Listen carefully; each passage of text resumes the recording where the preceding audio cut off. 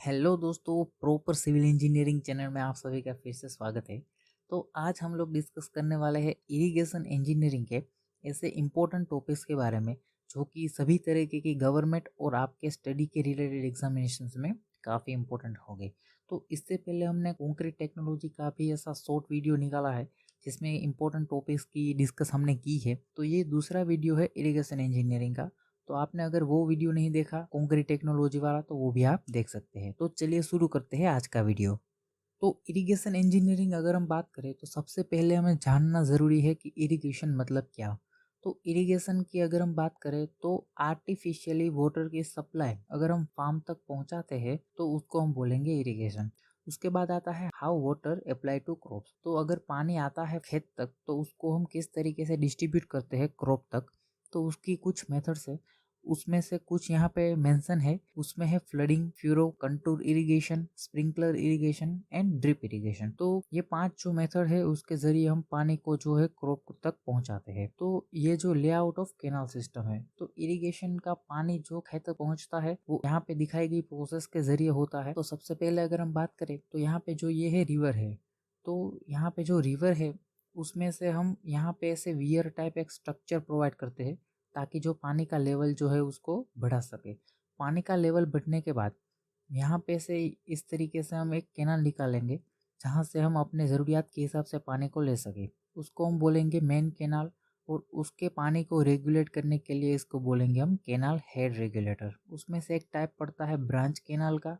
Branch canal में से type पड़ता है एक डिस्ट्रीब्यूटरी कैनाल का। उसके बाद आता है फील्ड कैनाल का। तो इस तरीके से कैनाल का जो डिस्ट्रीब्यूटर है, तो यहाँ पे आपको इम्पोर्टेंट जो डेटा है वो ये है कि किस चैनल में किस क्यूमेक्स में पानी आता है। तो इस तरीके से क्यूमेक्स के जरिए भी हम डिसाइड कर सकते हैं कि कौन सी कैनाल है। उसके बाद आता है जो पानी खेत तक पहुंचाते हैं वो किस तरीके से हम उसका डिस्ट्रीब्यूट करते हैं। तो सबसे पहला आता है फ्लडिंग।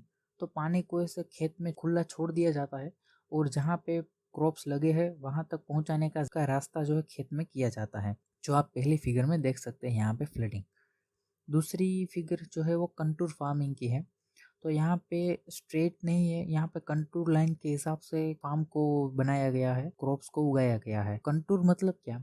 कंटूर यानी सेम एलिवेशन वाले पॉइंट को छोड़कर जो हम लाइन बनाते हैं उसको बोलते हैं कंटूर। यानी अगर 10 मीटर वाले जो सारे एरिया है उसको हम जोड़ के एक लाइन बनाए तो उसको बोलेंगे टेंट का कंटूर। तो इस तरीके से हाइट के हिसाब से अगर हम फार्मिंग करेंगे तो उसको बोलते हैं हम कंटूर फार्मिंग। उसके बाद आता है नीचे स्प्रिंकलर इरिगेशन। तो यहाँ पे जो फव्वारों के जरिए जो पौधे तक पानी पहुँचाया जाता है उसको बोलते हैं हम स्प्रिंकलर। ये काफ़ी फेमस मेथड है स्प्रिंकलर इरिगेशन। और उसके बाद आता है नीचे वाला ड्रिप इरिगेशन। तो ड्रिप इरिगेशन मतलब क्या? पानी को जो है वो इस तरीके से पाइप के रूप में बिछाया जाता है और पाइप जो है उसमें से पाइप में से ड्रॉप जो है पानी के वो क्रॉप के रूट में जाते हैं।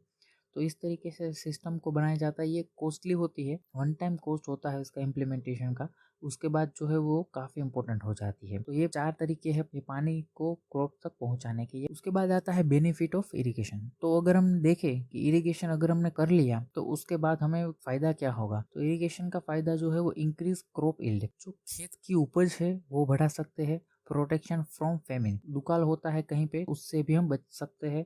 पावर जनरेशन, जो कि हम बिजली का उत्पादन करते हैं उससे डैम के जरिए। इंक्रीज प्रोस्पेरिटी ऑफ पीपल, तो अगर खेत की उपज बढ़ेगी तो खेती कर रहे इंसान की आवक भी बढ़ेगी तो उसकी समृद्धि में भी इजाफा होगा। उसके बाद आता है एलिमिनेट मिक्स क्रॉप। तो मिक्स क्रॉप जो है उसको एलिमिनेट करने के लिए भी हम इरिगेशन का यूज कर सकते हैं। उसके बाद आता है इल इफेक्ट ऑफ इरिगेशन। तो इसका फायदा है इस तरीके से, दूसरे पहलू में देखें तो कुछ नुकसान भी है उसके। वाटर लॉगिंग, अगर ज़्यादा इरिगेशन हो गया तो पानी का भराव जो है खेत में ज़्यादा हो जाएगा।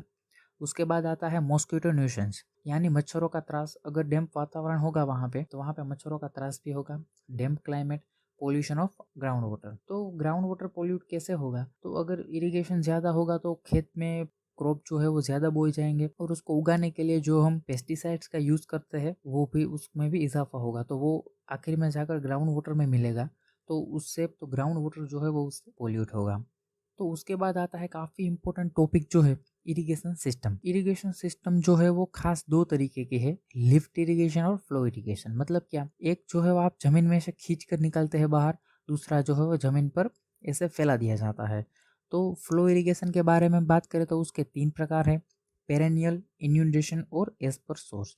पेरेनियल मतलब क्या, जो कि हम बारह मास जो है उसका उपयोग कर सकते हैं। इन्यूंडेशन मतलब एक्स्ट्रा पानी होता है तभी उसका इस्तेमाल कर सकते हैं। और एज पर सोर्स के हिसाब से 3 पार्ट और डिवाइड किए गए हैं, डायरेक्ट इरिगेशन, स्टोरेज इरिगेशन और कंबाइंड इरिगेशन। डायरेक्ट इरिगेशन मतलब क्या, कोई भी नदी है तो उसमें वियर और बैरेज बांधकर उसका पानी जो राइस होगा उसका हम डायरेक्टली यूज़ कर सकते हैं। दूसरा होता है स्टोरेज इरिगेशन, पहले हम स्टोर करेंगे बाद में उसका यूज़ करेंगे, जैसे कि डैम हो गया। और कंबाइंड, जिसमें स्टोर भी करेंगे और डायरेक्ट इरिगेशन वाला भी यूज़ करेंगे। दूसरा है लिफ्ट इरिगेशन, और लिफ्ट इरिगेशन में जो है वो 2 पार्ट पड़ते हैं, well irrigation and lift canal irrigation. तो वेल इरिगेशन वाला जो पार्ट है, ये क्वेश्चन काफ़ी इंपॉर्टेंट है गवर्नमेंट एग्जामिनेशंस के पॉइंट ऑफ व्यू से, कि वेल इरिगेशन जो है वो किस इरिगेशन का टाइप है, तो उसको बोलते हैं हम लिफ्ट इरिगेशन। इसमें से भी क्वेश्चन आ सकते हैं। तो ये पूरा सिस्टम जो है इरिगेशन का वो आपको दिमाग में होना चाहिए, इजी है। अगर आप इस तरीके से चार्ट में प्रिपेयर करेंगे तो आपको काफ़ी आसानी होगी इसको रिमेम्बर करने में। उसके बाद आता है वियर। अगर हमने पहले बात की कि वियर क्या है, तो to raise the water level, तो वाटर लेवल को राइज करने के लिए हम जो कंस्ट्रक्ट करते हैं उसको बोलते हैं। तो जिस तरीके से यहाँ पे देखें तो यहाँ पे जो ये नदी है वो इस डायरेक्शन में जा रही है, पर हमने यहाँ पे इसे कंस्ट्रक्ट कर दिया वियर टाइप। तो यहाँ पे जो वाटर है वो राइज होगा, तो ये राइज हो गया वाटर, वो हमारे लिए एक्स्ट्रा वाटर है, तो उसका हम यूज़ हमारे हिसाब से कर सकते हैं पीने या फिर इरिगेशन के लिए। उसके बाद क्लासिफिकेशन ऑफ सॉइल वाटर। तो यहाँ पे 3 तरीके के क्लासिफिकेशंस दिए गए हैं, gravitational water, capillary water and hygroscopic water. तो ग्रेविटेशनल वाटर यानी क्या, जो पानी ग्रेविटी के फोर्स के जरिए मूव कर सके, उसको मूव करने के लिए वो फ्री है, तो उसको बोलेंगे हम ग्रेविटेशनल वाटर। वो हमारे कंट्रोल में नहीं होगा, जिस तरह से स्लोप होगी उस डायरेक्शन में वो मूव कर जाएगा। दूसरा आता है कैपिलरी वाटर, और उसको बोलते हैं हम अवेलेबल वाटर। ग्रेविटेशनल वाटर जो है वो अगर चला जाए ऊपर से, तो उसके बाद में जो पानी सोइल के द्वारा एब्जॉर्ब किया जाता है उसको बोलते हैं हम कैपिलरी वाटर। और कैपिलरी वाटर जो है वो क्रॉप्स के जो रूट्स है वो अपने लिए यूज करते हैं उसे, तो इसके इसीलिए हम उसे बोलते हैं अवेलेबल वाटर, क्योंकि क्रॉप जो है वो ज़्यादातर वाटर जो है वो क्रॉप का कैपिलरी वाटर से ही आता है। तो यहाँ पे अगर बात करें तो कैपिलरी वाटर जो है वो सोइल पार्टिकल के आसपास जो है वो पानी होगा, और वहाँ पे जो फोर्स लग रहा होगा वो है सरफेस टेंशन। तो ये क्वेश्चन बन सकते हैं, तो क्रॉप्स के लिए अवेलेबल वाटर कौन सा है, तो उसको हम बोलेंगे कैपिलरी वाटर। और अगर हम बात करें कि कैपिलरी वाटर में कौन सा फोर्स होता है, तो वो बोलेंगे हम सरफेस टेंशन। तीसरा आता है हाइग्रोस्कोपिक वाटर। कैपिलरी वाटर के नीचे एक और पार्ट है, जहाँ पे अगर हम बात करें तो ड्राई सोइल जो है वो एटमॉस्फेयर में से जो पानी खींचती है उसको हम बोलेंगे हाइग्रोस्कोपिक वाटर। हाइग्रोस्कोपिक वाटर जो है वो इजीली अवेलेबल नहीं होता, कि इसीलिए हम उसको अनअवेलेबल वाटर भी कहते हैं। और अगर हमें वो पानी चाहिए तो उसके लिए हमें 105 डिग्री सेंटीग्रेड सॉइल के सैंपल को जो हीट देनी होगी, तो वो पानी हम ले सकते हैं। वहाँ पे 2 तरीके के फोर्स जो है एक्शन में होते हैं, वो है एडहेशन और अट्रैक्शन। 2 तरीके के फोर्स जो है वो हाइग्रोस्कोपिक में, और अगर हम बात करें कैपिलरी में तो उसको बोलेंगे हम सरफेस टेंशन फोर्स। उसके बाद आता है सेचुरेशन कैपेसिटी। तो सेचुरेशन कैपेसिटी मतलब क्या, अगर कोई फील्ड है उसमें अगर हम पानी डालेंगे तो सोइल में जितनी भी एयर होगी उसको रिप्लेस करके पानी अगर वहाँ पे जाएगा तो उसमें कितना पानी होगा, ताकि सारी जो एयर है वो रिमूव हो जाए सोइल पार्टिकल्स में से, और पानी और सोइल ही बचे, वहाँ पे एयर ना हो, तो उसको हम बोलेंगे सेचुरेशन कैपेसिटी, जो कि मैक्सिमम 1 होती है और मिनिमम 0। उसके बाद आता है फील्ड कैपेसिटी, जिसको हम अवेलेबल वाटर भी बोलते हैं, जिसकी डेफिनेशन नीचे दी गई है। तो अगर हम कोई सोइल सैंपल है उसका वेट करें और उसको हीट करने के बाद वो ड्राई हो जाएगा, उसका वेट करें, और उस दोनों का रेशियो लेकर अगर हम बात करें तो जितना भी वाटर कंटेंट बाद हुआ होगा तो वो हमारी हो जाएगी फील्ड कैपेसिटी। उसके बाद आते हैं विल्टिंग पॉइंट्स। तो विल्टिंग पॉइंट्स 3 तरीके के होते हैं, एक तो टेम्पररी विल्टिंग पॉइंट, दूसरा परमानेंट विल्टिंग पॉइंट, और तीसरा है अल्टीमेट विल्टिंग पॉइंट।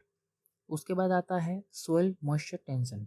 तो सोइल मॉइस्चर टेंशन मतलब क्या, अगर क्रॉप जो है वो पानी लेता है ज़मीन में से तो वो सीधा नहीं आ जाता, उसके लिए एक फोर्स लगता है, उसको हम बोलेंगे सोइल मॉइस्चर टेंशन। जो फोर्स लगेगा पानी को क्रॉप तक पहुंचाने के लिए, तो उसको हम बोलेंगे सोइल मॉइस्चर टेंशन। उसके बाद आता है ब्लैक कॉटन सोइल। तो ये इंपॉर्टेंट क्वेश्चन हो जाएगा, केमिकल वेदरिंग होगी किन चीज़ की, ग्रेनाइट, बेलास्ट, ट्रैप और ग्नेइस की। तो इन चारों की केमिकल वेदरिंग के ज़रिए जो सोइल फॉर्मेट होगी उसको बोलेंगे हम ब्लैक कॉटन सोइल। तो ब्लैक कॉटन सोइल के ये पेरेंट रॉक है। उसके बाद आता है ड्यूटी और डेल्टा। ये काफ़ी इंपॉर्टेंट क्वेश्चन है। मैंने इरिगेशन इंजीनियरिंग के एमसीक्यू का जो पार्ट है उसमें भी ये दोनों एमसीक्यूज कवर किए हैं। और यहाँ पे अगर हम बात करें ड्यूटी मतलब क्या, ड्यूटी मतलब irrigation capacity of unit water.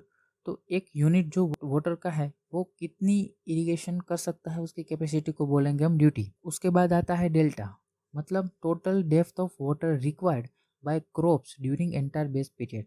Crop जो हम बोते हैं और उसकी हम कटाई करते हैं आखिर में, तो उन समय के दरमियान हमें टोटल कितनी डेप्थ पानी चाहिए होगा तो उसको हम बोलेंगे डेल्टा। तो उन दोनों के बीच का रिलेशन भी काफ़ी इंपॉर्टेंट है और सभी तरह के एग्जामिनेशंस में ये पूछा गया है और आगे भी पूछा जाएगा। ये मीटर में है, इसका यूनिट भी कई बार पूछते हैं कि ड्यूटी और डेल्टा का जो रिलेशन है उसका यूनिट क्या है, तो उसको हम बोलेंगे मीटर। उसके बाद आता है शॉर्ट फॉर्म अगर हम बोले तो पीईटी और एईटी का फुल फॉर्म क्या होगा। तो पीईटी मतलब पोटेंशियल इवापो ट्रांसपिरेशन एंड एईटी मतलब एक्चुअल इवापो ट्रांसपिरेशन। इरिगेशन इंजीनियरिंग में ऐसी कई सारी डेफिनेशंस है जो कि अगर मैं यहाँ पे कवर करूँगा तो वीडियो काफ़ी लंबा हो जाएगा। तो अगर आपको वो पीडीएफ चाहिए तो मैं अपनी टेलीग्राम चैनल पे भी उसको पोस्ट कर दूंगा ताकि आप इजीली उसको रीड कर सके। उसके बाद है असेसमेंट ऑफ इरिगेशन। तो अगर इरिगेशन का पानी सरकार दे रही है तो उसका असेसमेंट कैसे करें, तो उसके 5 तरीके हैं। असेसमेंट ऑन एरिया बेसिस और क्रॉप रेट बेसिस। उसके बाद आता है volumetric assessment, assessment on seasonal basis और कंपोजिट रेट बेसिस और परमानेंट असेसमेंट। तो ये 5 तरीके आपको दिमाग में रखने हैं। उसके बाद आता है मेथड ऑफ इरिगेशन। काफ़ी इंपॉर्टेंट क्वेश्चन है ये। मेथड जो है वो 3 तरीके की हो सकती है इरिगेशन में, सरफेस, सब सरफेस और स्प्रिंकलर। आगे जो हमने सिस्टम देखी इरिगेशन की तो वो सरफेस इरिगेशन का टाइप है।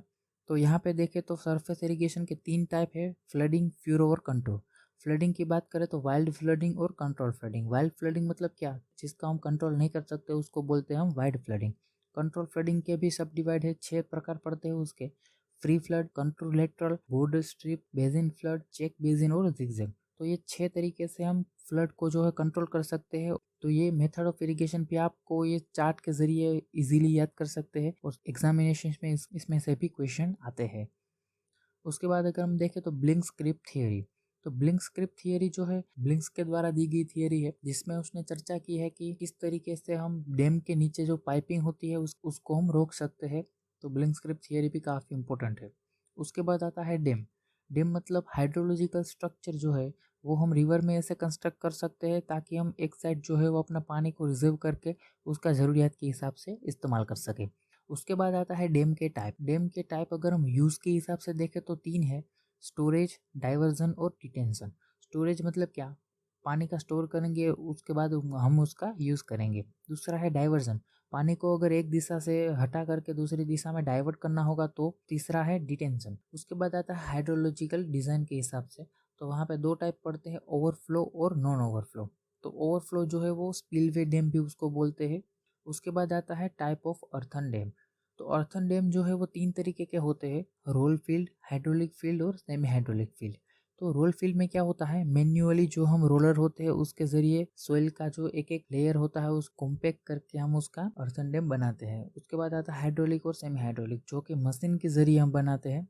और नीचे अगर फिगर में देखें कुछ ऐसे कंपोनेंट जो है वो अर्थन डैम की इंपॉर्टेंट आप देख सकते हैं। वीडियो को पॉज करके आप इजीली इसको रीड कर सकते हैं। उसके बाद आता है causes of failure of earthen dam. Earthen dam के नीचे दी गई फेलियर है उसके, हाइड्रोलिक फेलियर भी उसका हो सकता है। दूसरा है सीपेज फेलियर। सीपेज मतलब क्या, piping through foundation, piping through dam और स्लोगिंग ए डाउनस्ट्रीम साइड। उसके बाद आता है स्ट्रक्चरल फेलियर। और अगर हम बात करें सीपेज एनालिसिस की तो लाप्लास का इक्वेशन जो है वो काफ़ी फेमस है सीपेज एनालिसिस में। तो अगर एग्जाम में पूछे कि लाप्लास का 2D फ्लो जो है वो किसको रिप्रेजेंट करता है तो वो है सीपेज एनालिसिस को। उसके बाद आता है फेरेटिक लाइन और सीपेज लाइन। काफ़ी इंपॉर्टेंट क्वेश्चन है। फेरेटिक लाइन मतलब क्या, अगर हम डेफिनेशन देखें, और line with in a dam above which negative hydrostatic pressure and below which positive hydrostatic pressure. तो यहाँ पे उसके एबोव और बिलो कौन सा प्रेशर आता है वो इम्पोर्टेंट होता है एमसीक्यूएस में। फेरेटिक लाइन जो है वो उसके एबोव जो है नेगेटिव प्रेशर और उसके बिलो जो है पॉजिटिव प्रेशर होता है। उसके बाद आता है ग्रेविटी डैम है, टोटल प्रेशर जो है वो कहाँ पे एक्ट करता है पानी का, तो वो है उसकी हाइट डिवाइड बाय 3।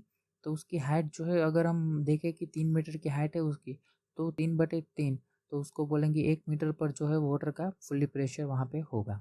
उसके बाद आता है spillway is a structure constructed to dispose surcharge water. तो अगर हम बात करें स्पिलवे जो प्रोवाइड करते हैं डैम में, तो वो क्यों करते हैं, ताकि हम एक्स्ट्रा वाटर जो है वो को इजीली एक जगह से अपस्ट्रीम से डाउनस्ट्रीम साइड तक पहुंचा सके विदाउट डैमेजिंग डैम।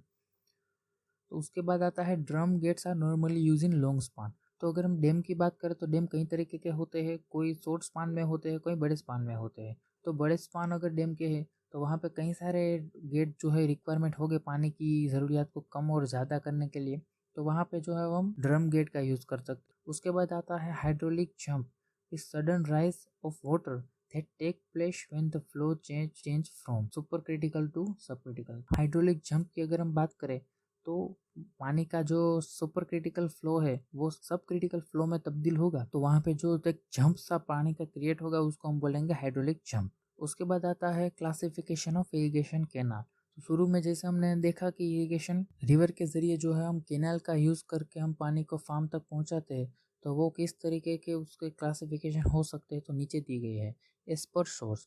तो सोर्स के हिसाब से पेरेनियल और इन्यूंडेशन। उसके बाद आता है फंक्शन के हिसाब से फीडर और कैरियर। उसके बाद आता है as per discharge main canal, branch canal, major distributary, minor distributary और फील्ड कैनाल। उसके बाद आता है आउटपुट के हिसाब से, तो प्रोडक्टिव और प्रोटेक्टिव। अलाइनमेंट के हिसाब से कंटूर कैनाल, वाटरशेड कैनाल और साइड स्लोप कैनाल। तो कंटूर का जो अलाइनमेंट है वो ग्राउंड पर जो सेंटर लाइन होती है कैनाल की उसको हम बोलते हैं कंटूर का अलाइनमेंट। उसके बाद आता है maximum losses of water in canal is absorption losses. तो कैनाल में जो मैक्सिमम लॉसेस होता है वाटर का उसको हम बोलेंगे एब्सॉर्प्शन लॉसेस। उसके बाद आता है डिजाइन एल्यूवियल कैनाल। तो एल्यूवियल मतलब क्या, इरोजन हो सके जिस मटेरियल का उससे बनी अगर कैनाल हो तो उसको हम बोलेंगे एल्यूवियल कैनाल। तो उसको डिज़ाइन करने के लिए दो थियरी अवेलेबल है, कैनेडीज थियरी और लेसेस्टिल थियरी। तो ये भी इम्पोर्टेंट है कि कैनेडी थियरी किस डिज़ाइन के लिए हम यूज़ कर सकते हैं, तो उसको हम बोलेंगे एल्यूवियल कैनाल। यहाँ पे मैंने सारे क्वेश्चन कवर नहीं किए क्योंकि इरिगेशन का एमसीक्यू इसका जो 2 पार्ट मैंने रिलीज किया उसमें काफ़ी इंपॉर्टेंट क्वेश्चन तो मैं उसमें कवर कर चुका हूँ। दूसरा आता है how to estimate bed load in canal. तो कैनाल के बेड पर कितना लोड आएगा वो एस्टिमेट करने के लिए हमें स्ट्रीम सैम्पलिंग और एनालिसिस मेथड का यूज़ करेंगे। उसके बाद आता है लाइनिंग ऑफ कैनाल। तो अगर हम बात करें लाइनिंग मतलब क्या, तो कैनाल की लाइनिंग मतलब उसको जो है वो कंक्रीट के जरिए उसकी सारी साइड जो होती है वो 3 साइड, 2 साइड वाली और एक बॉटम को उसको कवर करेंगे हम, तो उसको हम बोलेंगे लाइनिंग, ताकि हम जो है परकोलेशन लॉसेस जो है पानी जो ज़मीन में चला जाता है उसको हम रोक सकें, तो उसको बोलेंगे हम लाइनिंग ऑफ कैनाल। तो उसके बाद आता है canal cross regulatory is to carrying canal over और बिलो नेचुरल रिवर और ड्रेन। क्रॉस ड्रेनेज वर्क में अगर हम बात करें तो कैनाल जो है वो नेचुरल ड्रेन के ऊपर है, तो उसके 2 प्रकार पड़ेंगे, एक्वाडक्ट और साइफन एक्वाडक्ट। एक्वाडक्ट मतलब क्या, तो अगर आप फिगर में देखें तो कैनाल के नीचे जो है वो ड्रेनेज है, मतलब कोई भी ड्रेनेज जो नेचुरल है उसके ऊपर से हमने कैनाल को पास करवाया उसको हम बोलेंगे एक्वाडक्ट। तो उसका जो मैक्सिमम फ्लड लेवल है, जो नीचे स्ट्रीम पसार हो रही है उसका जो मैक्सिमम फ्लड लेवल है वो हमारी कैनल के बेड को टच नहीं करता, तो उसको हम बोलेंगे एक्वाडक्ट। और अगर वो जो हाई फ्लड लेवल है वो अगर कैनाल के बेड से थोड़ा ऊपर या फिर उसके बेड को टच कर जाए तो उसको हम बोलेंगे साइफन एक्वाडक्ट। उसके बाद आता है अगर कैनाल नीचे होगी और जो नेचुरल ड्रेन है वो ऊपर होगी तो उसके पार्ट पड़ते हैं सुपर पैसेज और कैनाल साइफन। तो उसमें भी सेम फंडा है कि सुपर पैसेज मतलब क्या, ऊपर वाली जो ड्रेन है नेचुरल ड्रेन उसके बेड को अगर हमारे कैनाल का हाई फ्लड लेवल टच नहीं करता तो उसको हम बोलेंगे सुपर पैसेज। और हमारी कैनाल का हाई फ्लड लेवल ऊपर वाली ड्रेन के बेड को अगर टच कर जाएगा तो उसको हम बोलेंगे कैनाल साइफन। तो दोस्तों इस तरीके से हमने काफ़ी इंपॉर्टेंट क्वेश्चन जो है वो प्रिपेयर किए हैं इरिगेशन इंजीनियरिंग में। और इससे पहले हमने कॉन्क्रीट टेक्नोलॉजी, इरिगेशन और मैकेनिक्स ऑफ सॉलिड के भी काफ़ी इंपॉर्टेंट क्वेश्चन जो है वो हमने डिस्कस कर चुका हूँ, तो आप उस वीडियोस को भी चेकआउट कर सकते हैं, मैंने लिंक डिस्क्रिप्शन में और आई बटन में भी ऊपर दे दी है। आई होप आपको ये वीडियो पसंद आया होगा, आपका कंसेप्ट जो है वो क्लियर हुआ होगा। तो अगर आपका कोई डाउट है तो आप मुझे कमेंट करके बता सकते हैं। तो चलिए मिलते हैं नेक्स्ट वीडियो में, तब तक के लिए बाय।